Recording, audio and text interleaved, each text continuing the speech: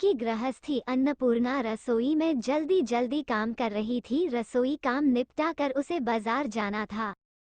Ration और रोज के जरूरी चीजों की खरीदारी करनी थी, पर जल्दबाजी में भी उसके चेहरे पर एक सुकून था, क्योंकि आज उसे ऐसा लगा था जैसे उसने कोई बड़ी जंग जीत ली हो। चलिए जानते हैं शुरू से। 5 दिन हो चुके घर का सामान खत्म हुए। कब से राजेश कह रही थी कि मुझे पैसे दे दो ताकि मैं घर का सामान ले, या फिर आप ले आइए। पर वो है कि आज और कल पर बात को टाले जा रहे थे। राजेश कभी भी अन्नपूर्णा के हाथ में पैसे नहीं देता था। वम तो खुद सामान लेकर आता था या फिर ऑनलाइन सामान मंगवाता था। सामान भी सिर्फ इतना ही लाता था कि जो महीने से ज्यादा चले ही ना।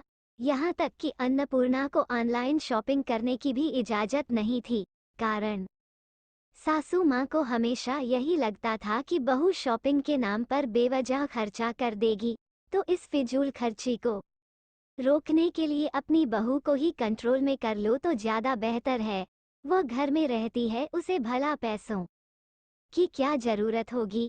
बस यही सोचकर वो अन्नपूर्णा के साथ इस तरह व्यवहार करती थी। यहाँ तक कि राजेश को भी कह रखा था कि खर्चे दो तो मेरे हाथ में, अन्नपूर्णा को देने की जरूरत नहीं।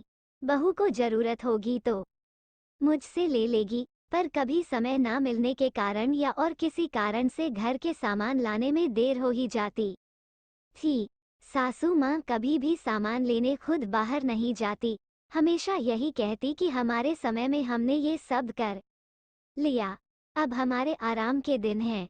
अक्सर मेहमानों और रिश्तेदारों के सामने शर्मिंदा अन्नपूर्णा होना पड़ता। राजेश खुद तो ऑफिस में होता था और सासू माँ हर चीज से अपना पल्ला झाड़ लेती थी, पर इस चीज का सामना अन्नपूर्णा को ही करना पड़ता था। इस कारण से अक्सर अन्नपूर्णा को शर्मिंदा होना पड़ता था। अभी 2 महीने पहले की ही बात है। घर पर अचानक से मेहमान आ गए।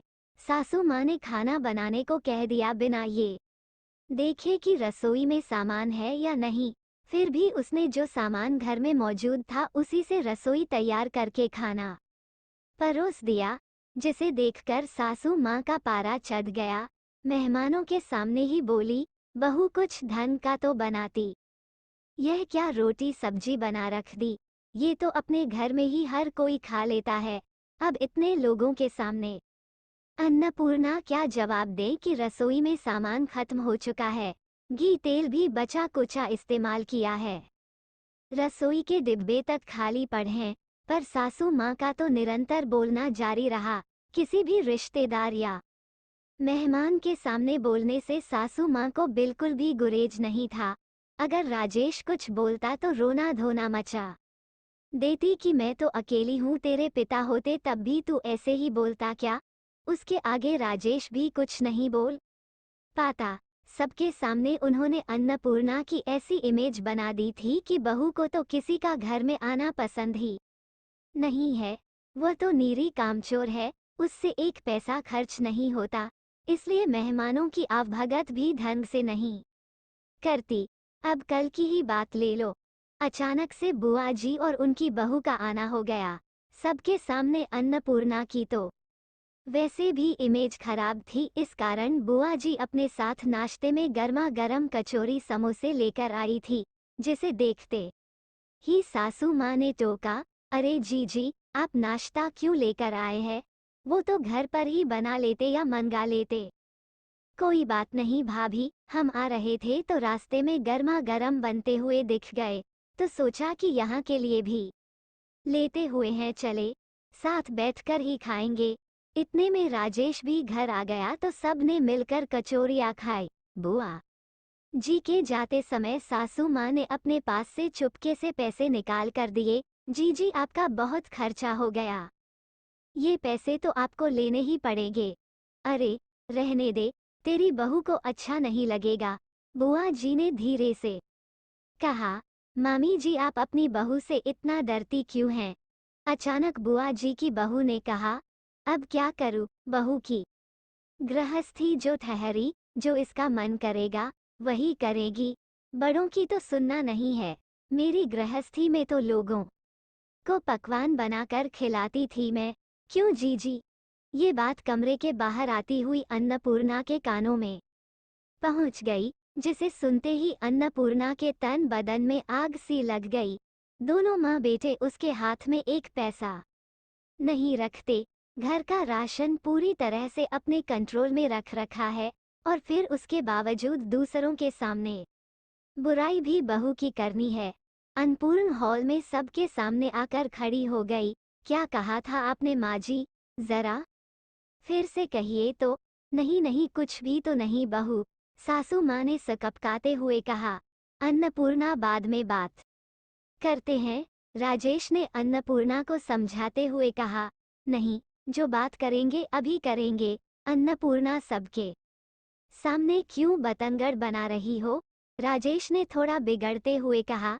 जब इमेज मेरी सबके सामने ही खराब हो रही है तो सबके सामने ही बात क्यों ना करूं?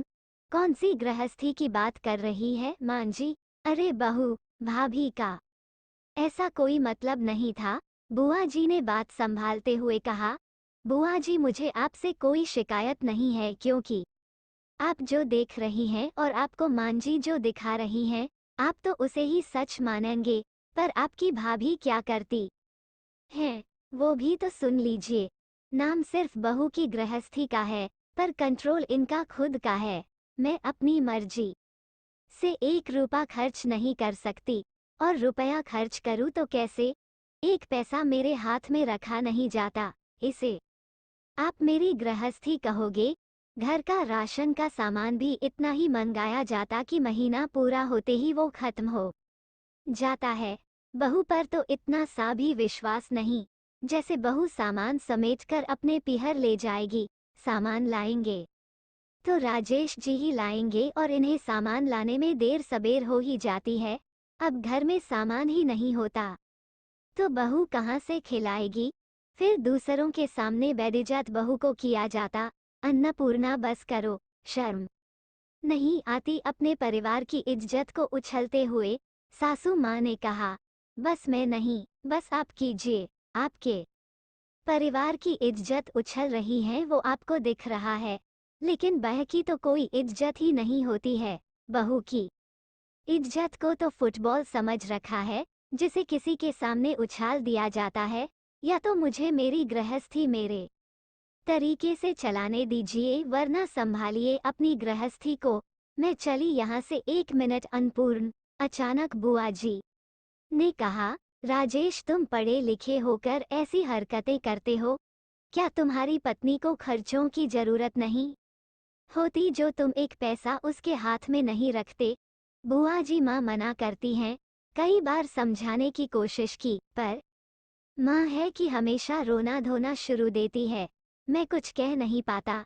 भाभी, आप अपनी बहू के साथ इस तरह का व्यवहार करते हो? क्या मिल जाता है आपको बेचारा बनकर? आपने अपनी गृहस्थी में सब कुछ किया, फिर बहू की गृहस्थी उसे क्यों नहीं जीने देती? आज आपकी हरकतों के कारण आपकी बहू घर छोड़ने को तैयार हो रही है। आपके बेटे का घर बिगड़ रहा है। कुछ अंदाजा भी आपको? घर में किस समय किस चीज की जरूरत है, वह घर में काम करने वाली महिला को